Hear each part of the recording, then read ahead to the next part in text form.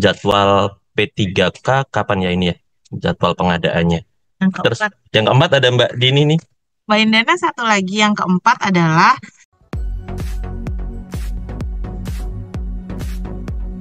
BKPSDM Kabupaten Nagan Raya. Pertanyaannya adalah bagaimana bila K2 yang tidak masuk pendataan non-ASN karena berhenti di tahun 2019, lalu tahun 2022 bekerja lagi, apakah yang bersangkutan masih dapat dihitung sebagai prioritas K2? Untuk THK 2, kami melihat data THK 2 yang dari tahun 2013 itu ya pendataannya.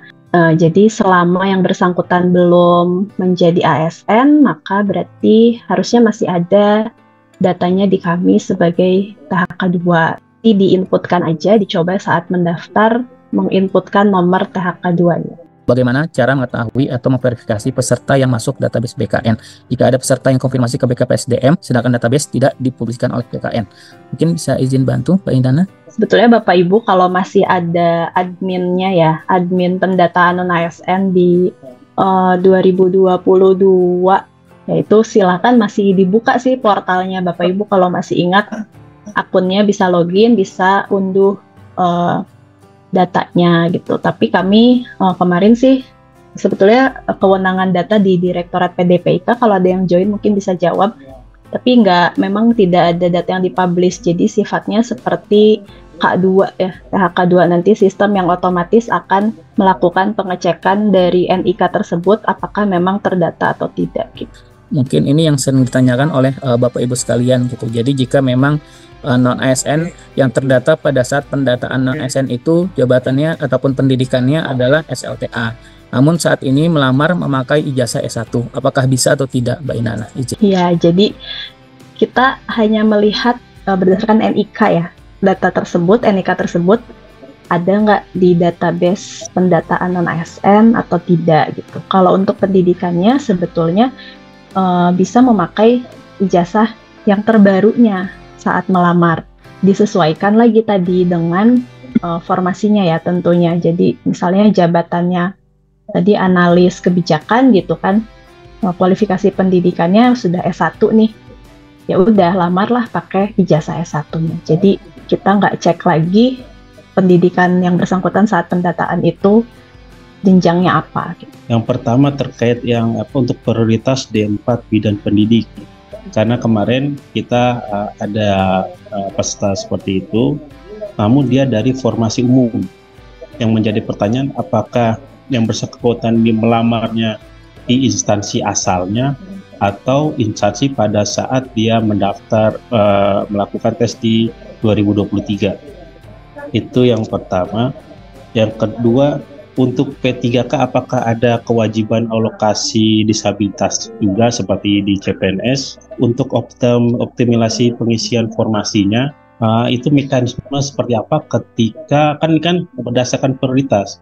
Jadi misalkan di satu unit kerja penempatannya A misalkan, ternyata pendaftarnya dari K2-nya itu nggak ada. Apakah diambil dari K2 dengan jabatan yang sama ataukah memang mereka langsung di bawahnya, itu tenaga non-ASN di unit penempatan tersebut? Mungkin itu aja, terima kasih. Mungkin Mbak menambahkan Mbak, kalau nggak salah di KPM 349 juga tertulis ya, bahwa kalau tidak salah harus mendaftar lagi di tempat asal gitu. Jadi mungkin bisa dicek lagi Nur Rahman ya di KPM 349 terkait bidang pendidiknya untuk prioritasnya tersebut gitu. Iya, saya belum baca ya yang bidang pendidik. Terima kasih Mas Rahman. Untuk disabilitas nggak ada ya, di Kepmennya juga tidak disebutkan. Jadi tapi kalau misalnya memang mau ya tadi cuma pengaturannya dapat diisi disabilitas atau tidak gitu aja sih. Nggak ada formasi khusus disabilitas kayak CPNS. Untuk optimalisasi nggak lompat dulu nyari K2 yang lain harusnya, tapi sesuai yang ada di formasi itu dulu. Kalau sudah terisi baru nanti ya udah gitu ya, terisi dulu dari non-ASN-nya. Tapi kalau nggak terisi baru nanti dioptimalisasi. Oh, iya. Izin Mbak tadi mempertegas, jadi kalau ketika prioritas yang pertamanya itu nggak ada, berarti ke prioritas selanjutnya siap. Ya, jadi gitu Pak. Jadi sistemnya tadi ya sesuai tabel ya. Jadi prioritas pertama kan pelamar prioritas, yang kedua THK 2. Kalau prioritasnya sudah tidak ada, lanjut ke THK 2. Kalau THK 2 tidak ada, lanjut yang pendataan non ASN. Kalau misalnya udah nggak ada kali juga Pak, baru kita ambil dari peserta di tempat lain dengan jabatan dan kualitas pendidikan yang sama. Itu yang pertama terkait pelamar yang peserta yang melamar di luar instansi, misalkan sultan yang melamar dari luar kabupaten kota, ini sudah terjawab tadi. Kemudian yang kedua, terus yang lanjutannya, apakah misalkan ada yang melamar dari luar instansi itu sudah terkat oleh sistem atau seperti apa? Kemudian yang kedua, bagaimana mekanisme untuk peserta yang menggunakan ujian CAT di tahun 2023? Seperti itu. Makasih.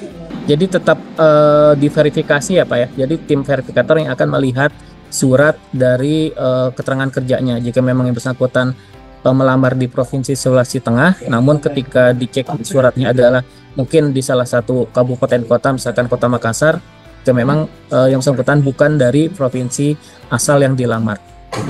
Mungkin itu Pak, izin. Ya, makasih Pak.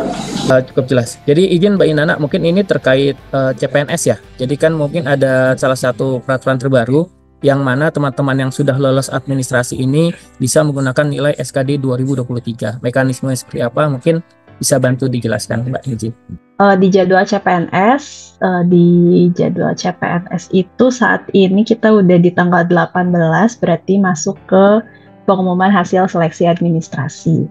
Dan di 18 itu juga mulai ada jadwal masuk konfirmasi penggunaan nilai SKD untuk CPNS tahun anggaran 2023 oleh peserta seleksi. Nah, sebetulnya tidak akan dulu muncul jika instansi belum melakukan final verifikasi. Jadi yang pertama itu harus dilakukan terlebih dahulu adalah final verifikasi. Nanti setelah final verifikasi baru terbuka tuh di halaman pelamar. Itu pun hanya pelamar yang eligible saja. Jadi sistem itu sudah melakukan pengecekan apakah yang bersangkutan ada nilainya atau enggak nih di tahun 2023. Gitu kan. Kalau nggak ada berarti ya nggak usah milih. Kan nggak ada nilainya. Yang pertama tadi terkait usia ya. Tadi Mbak Indana menyampaikan bahwa usia itu defaultnya dari aplikasi itu 20 sampai 57. Nah, yang mau kami tanyakan itu bagaimana dengan guru yang usianya sampai 60 tahun gitu. Apakah defaultnya memang harus 20 sampai 57? Itu yang pertama. Yang kedua, seperti paparan yang tadi disampaikan oleh Mas Anggi, bahwasannya buat P3K yang belum terakomodir pada rekrutmen tahun ini itu bisa dipertimbangkan untuk menjadi P3K paruh waktu. Nah, yang mau kami tanyakan bagaimana dengan P3K yang tahun ini dia tercatat sebagai tenaga non ASN pada pendataan 2022 tapi tidak mengikuti ujian P3K. Dia mengikuti seleksi CPNS gitu. Nah, datanya itu akan seperti apa dianya gitu. Apakah mereka akan tetap diakomodir akan tetap bisa dipertimbangkan sebagai P3K paruh waktu.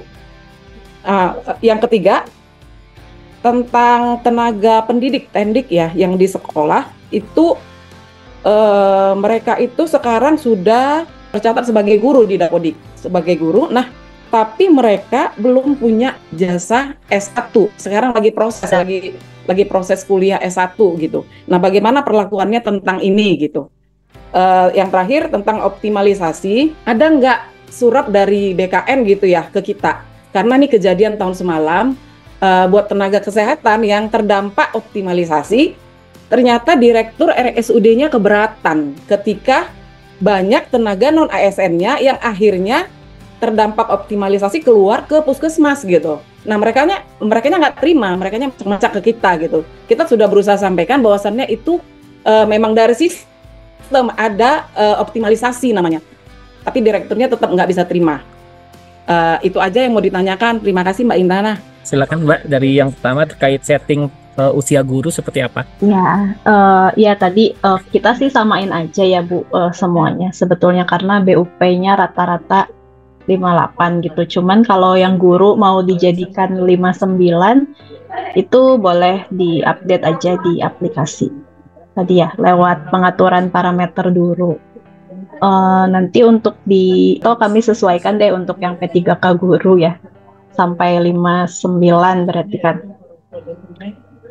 Biar defaultnya menyesuaikan BUP guru. Tapi kalaupun mau diubah nanti bisa diubah sendiri. Terus yang kedua untuk P3K paruh waktu, ini Mas Anggi saya belum tahu ya kelanjutannya seperti apa. Karena kalau nggak salah masih